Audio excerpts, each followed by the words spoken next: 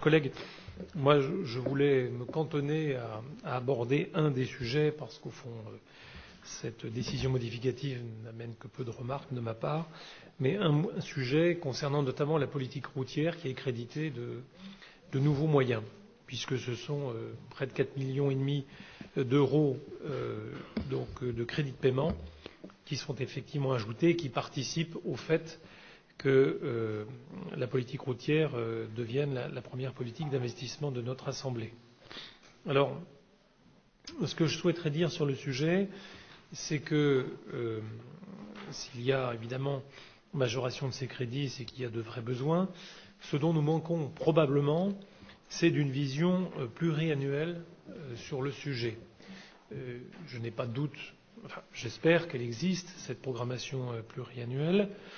En l'occurrence, nous savons bien la complexité de certains de ces sujets, la difficulté qu'il y a par exemple en termes d'acquisition, bref, et donc des reports qui peuvent s'en suivre. Pour autant, il serait bien que l'on ait en matière routière, si nous devions continuer à investir à ce niveau à près de 40 millions d'euros par an, d'avoir une vision territoire par territoire, pluriannuelle, dans le domaine de la politique routière. Nous le faisons, ou en tout cas les choses sont évoquées, notamment pour ce qui est des revêtements réguliers, en termes d'investissements, grands investissements par exemple.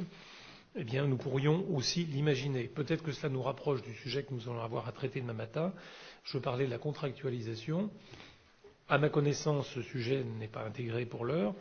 Pour autant, il serait quand même bien à l'échelle des territoires tels qu'ils vont se dessiner que cette politique routière puisse aussi être évoquée, sans dessaisir notre Assemblée départementale. Mais je crois que si nous voulons travailler ces sujets majeurs d'investissement, en confiance avec le bloc local, sans doute faudrait-il y venir. Voilà, parce que je note qu'il y a une inscription de 35 millions d'euros en dépenses imprévues. Cela donne effectivement peut-être quelques possibilités ou quelques marges pour le budget à venir. Donc peut-être ce sujet de la voirie peut-il être discuté territoire par territoire et de manière pluriannuelle. Moi, je voudrais dire d'abord qu'on ne peut que se féliciter de l'effort que fait notre collectivité sur nos investissements routiers.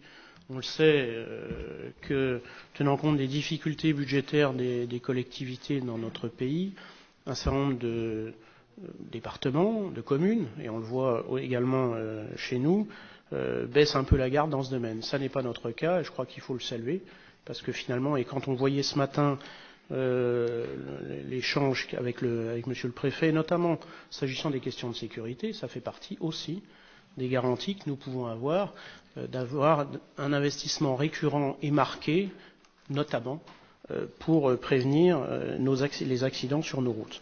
Je crois pouvoir dire qu'effectivement, un certain nombre d'investissements qui sont proposés, enfin d'évolutions de crédits de paiement qui sont proposés lors de cette décision modificative, s'agissant des routes, auraient pu être peut-être évoqués au moment du BP. Bon, je prends l'exemple de la rocade sud-est, c'est des choses qu'on connaissait à peu près, s'agissant du fait qu'effectivement, de toute façon, le programme va se terminer cette année, même s'il reste quelques crédits de paiement sur l'année suivante. L'essentiel devait être consommé cette année. Bon, je n'y reviendrai pas. Maintenant, vous évoquez effectivement les quelques 34 millions d'euros en dépenses imprévues d'investissement. La volonté essentielle de la collectivité aujourd'hui, tout en continuant à investir, c'est aussi tenant compte des résultats intéressants sur l'année 2018 et sur l'année 2019, c'est sans aucun doute de désendetter la collectivité. Voilà. Et d'affecter, et vous l'aurez compris, une grande partie de ces dépenses imprévues d'investissement pour financer nos investissements et donc pour désendetter la collectivité. Je crois que c'est l'objectif majeur.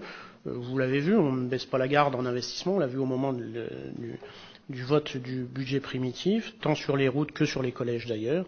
Mais notre souci est également de commencer à être dans cette dynamique parce que les résultats et les efforts que les uns et les autres ont pu faire les années précédentes, et ça a été souligné ce matin par le Président, peuvent nous permettre de le faire.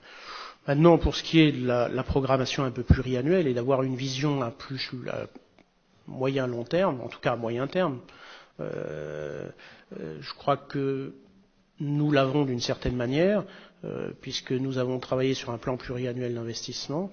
Nous en avions débattu d'ailleurs, même si ça n'a pas été l'objet d'une communication en séance publique.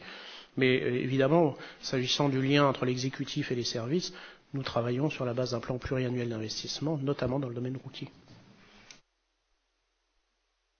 Bien, merci Monsieur le Vice-président. J'ajouterais simplement que, comment dirais-je, c'est du redéploiement, ce ne sont pas des crédits nouveaux, c'est tout simplement parce que nous sommes en avance. C'est plutôt une bonne nouvelle, et c'est vrai que j'avais peut-être un peu mis la pression sur certains services, et notamment celui-ci, et je ne peux que les en féliciter d'être à la fois en avance. Donc ce ne sont pas des dépenses supplémentaires, c'est du redéploiement. Donc c'est plutôt une bonne nouvelle en l'état, et ça méritait bien entendu d'être souligné. Y a-t-il d'autres observations ?